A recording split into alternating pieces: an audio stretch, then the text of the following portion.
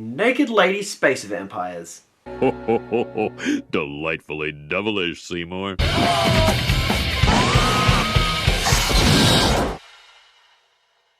Yes, everybody, welcome back to Delightfully Devilish, the show where we discuss films that all at once meet the criteria of being the good, the bad, and the ugly. I'm your host, Jukebox Harry, and today we're delving back into the filmography of the notorious canon films. Lifeforce is a 1985 science fiction horror film directed by Tobe Hooper, the creator of such films as The Texas Chainsaw Massacre and Poltergeist, the latter of which actually caused a lot of controversy in Hollywood because a lot of people were actually questioning whether he or Steven Spielberg directed the film. As a result, Hooper found himself exiled from Hollywood, and Canon Films took him in by offering him a 3-picture deal, which started with this film. He also ended up making the remake of Invaders from Mars and The Texas Chainsaw Massacre 2, which I previously discussed. It was based on the novel The Space Vampires by Colin Wilson and was adapted for the screen by Don Jacoby and Dan O'Bannon, the latter of whom actually revolutionized science fiction horror when he wrote the screenplay to Alien. Unfortunately, Lifeforce wasn't as much of a success. Produced on a budget of $25 million, it only took in $11.6 million at box office. This was one of the most expensive productions from Canon Films because they really wanted to make a blockbuster. Unfortunately, marketing a film about naked space vampires on the same weekend as the release of the more family-friendly Cocoon, while also dealing with a cool reception, did not result in a lot of success. I've talked about Canon Films on this show previously. Aside from the Texas Chainsaw Massacre 2, I've also discussed the productions of Over the Top, Superman 4, The Quest for Peace,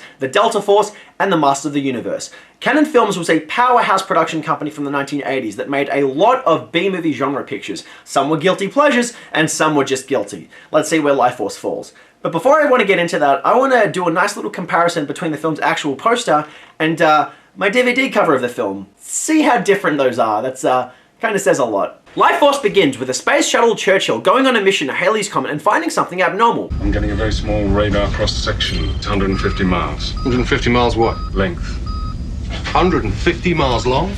What's 150 miles long? My dick. As the Churchill goes to explore the object, Lifeforce gives us a look at some pretty solid imagery. The visual effects are convincing, the production design is solid, and the color scheme is cool, though the abundance of crossfade transitions doesn't complement things. In the intro scene alone, Lifeforce uses the surplus of crossfades that you'd come to expect from Ghosts of Mars, another film which I previously discussed and cited as one of the worst edited films I've ever seen. It looks like we found the occupants of the ship.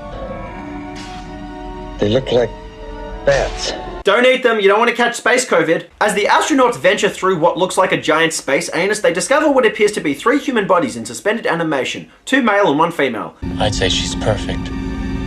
I've been in space for 6 months, and she looks perfect to me. That line didn't come up organically at all. That guy sounds like some kind of astro simp. How many do you want to take back? I say we take back all 3.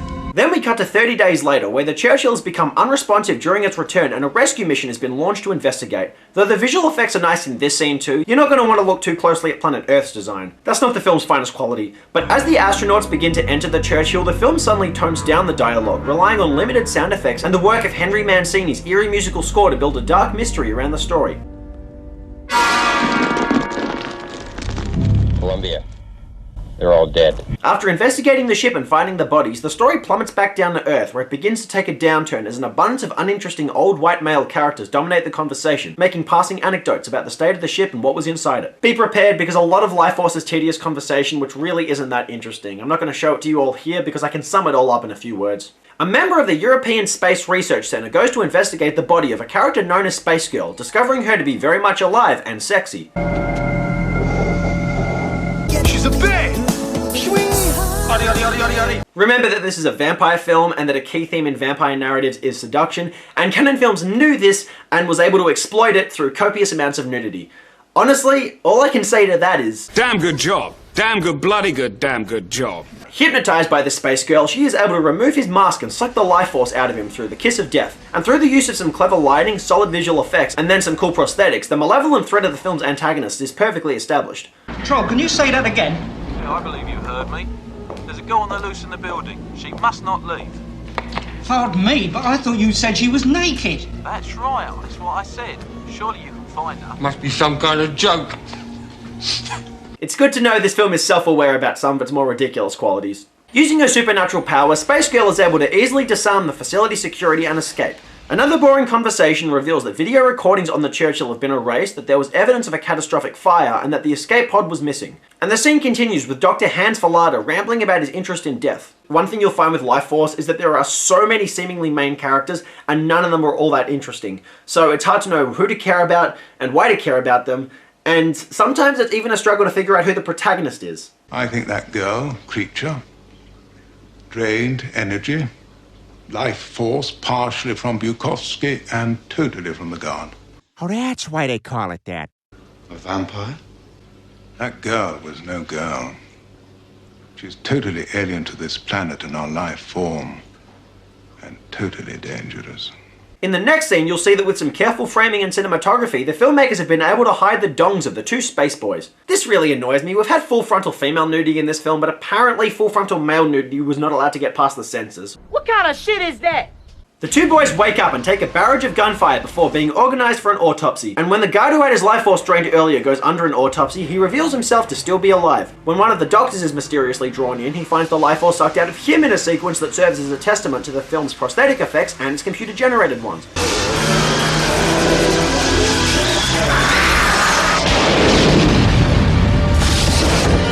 I actually tried pausing there to see if there was any actual full frontal male nudity in this scene, but I couldn't tell. And on further research, I learned that all the male actors had to wear flesh-covered socks over their dongs because it just wasn't allowed.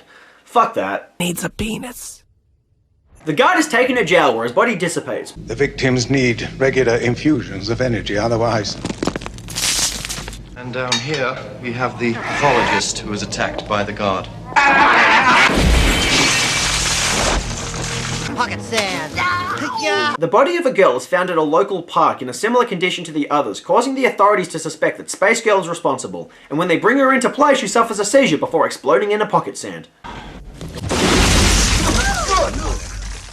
I don't like sand. At this point in the film, we're between a third and half of the way through the film, and yet despite having flares of imagery and mystery, not much is happening. The story really hasn't progressed all that far. There's a lot of concept in this film, but not much in terms of content. Seems the Goldstone tracking disc has just picked up something they think is Churchill's escape pod.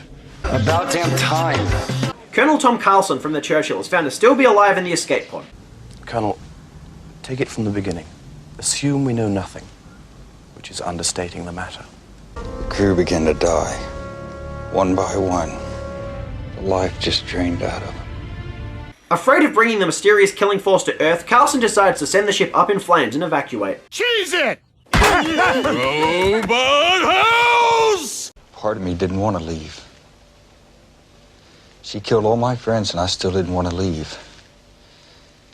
Leaving her was the hardest thing I ever did. Oh, spooky. Radar ranging reports the object is a needle-like shape 150 miles long. Its present course projects out into a perfect Earth orbit in a little more than 2 days. Oh, and I've just received a call from the Prime Minister. There's going to be a meeting at Downing Street. PM wants answers. Oh, not a meeting. This film is talkative enough as it is. That night, Carlson has a nightmare about Space Girl coming to him and then banging him in a long and intense flurry of flashing red lights before waking up.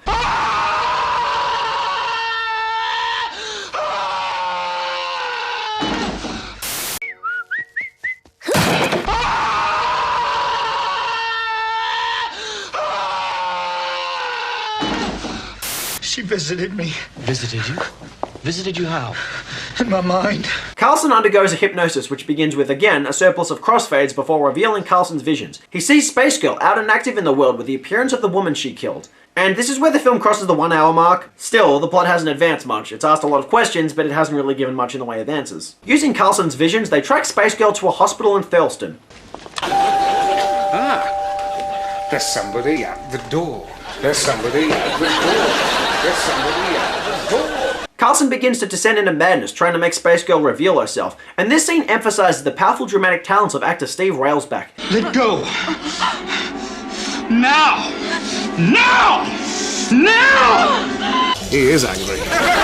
Suspecting she has taken the form of Patrick Stewart's character, Dr. Armstrong, they forcefully sedate him. How the devil did you know it was him? In the nurse's quarters, he touched me on the shoulder. I saw into his mind. While subdued, Space Girl begins communicating through Armstrong as an avatar. We entered your minds and found there new bodies. I took my shape from your mind. I took your language. I became the woman I found there in your deepest thoughts, your deepest needs. Carlston becomes drawn closer and closer to Armstrong, but after being pulled off, she leaves his body. And then some disturbing news is sent their way. They jumped to the bodies of the two soldiers who shot them and transformed the soldiers' bodies into their own likenesses. That's the difference between them and their victims. The victims can't leave their bodies. Only the original three can do that. But I killed one of them. How did you kill him, Philada? How? The old way, Carlson. A leaded metal shaft penetrating not through the heart, but through the energy center 2 inches below the heart. Not steel, but leaded iron. We learn that the aliens periodically visited Earth throughout history and thus created the vampire legend. A huge plot point. I know! And then something particularly strange happens, something that I really don't understand. A large amount of blood begins to drain from Dr. Armstrong and Sir Percy into a strange blood figure before taking on the form of Space Girl. I tried to make sense of what was going on in this scene. I really tried. I simply could not. It feels like this scene was just thrown in there for shock effect, and I was left very bamboozled. You've got to tell me what happened, what really happened on the Churchill. I opened her seal animation case. Either I did it, or she did it. I couldn't help myself. She took some of my energy. And she gave me some of her energy. I did make it with a hot alien babe. Out of the blue, things turn apocalyptic as it is revealed that the vampiric forces have begun to spread throughout London, driving the streets into a chaotic orgy of people attacking each other and miniatures exploding. I get that this was the work of the vampires, but it feels like this was just dropped in the movie 3/4 of the way through without sufficient build-up. We were focused on a few characters a second ago, now the stakes are way higher. It just wasn't an easy transition. With the vampiric spread impacting even the Prime Minister and his personal forces, our heroes are forced to take matters into their own hands. The city's now under air quarantine. London ends up under quarantine because of vampires, which of course take the form of bats.